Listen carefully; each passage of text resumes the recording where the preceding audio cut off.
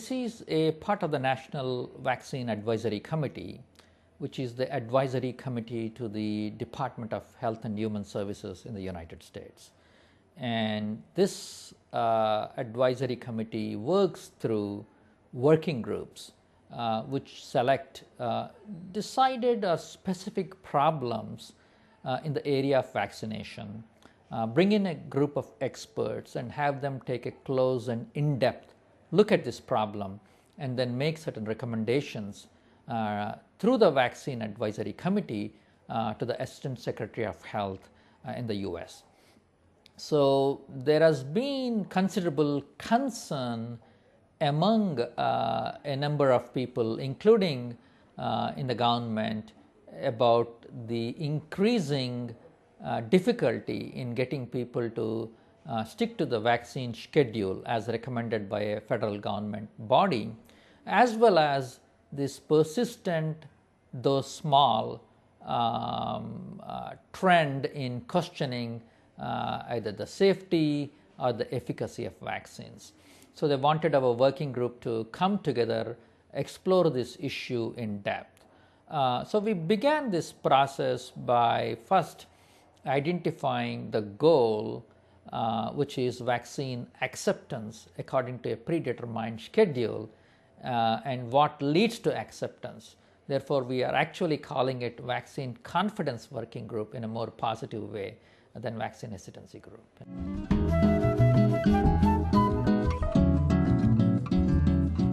I cannot go into the specific recommendations at this stage, as we are still working them out, especially in terms of language and the content and the specific focus. But I can tell you that the recommendations will focus on 4 broad areas. One of the areas is to really advance the science of vaccine-related behavioral issues.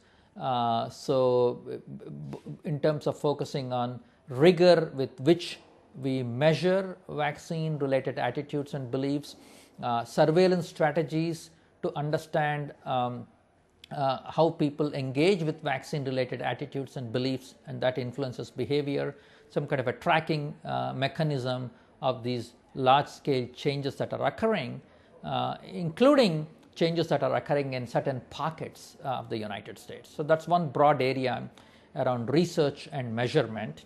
A second set of strategies will deal with communication and community engagement. So how do we develop the right communications interventions, and how do we engage the communities in advancing vaccination and immunization?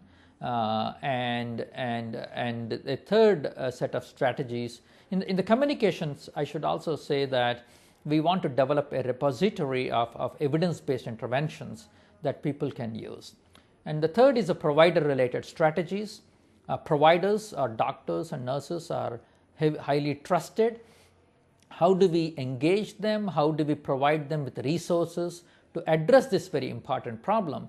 As we kept hearing that increasingly providers are facing this problem of patients taking up their time, a lot of their time, raising these issues in their clinical encounters.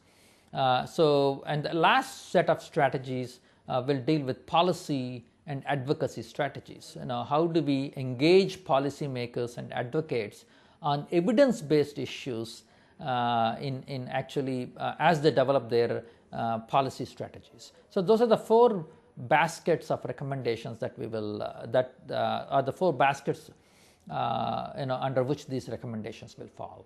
So.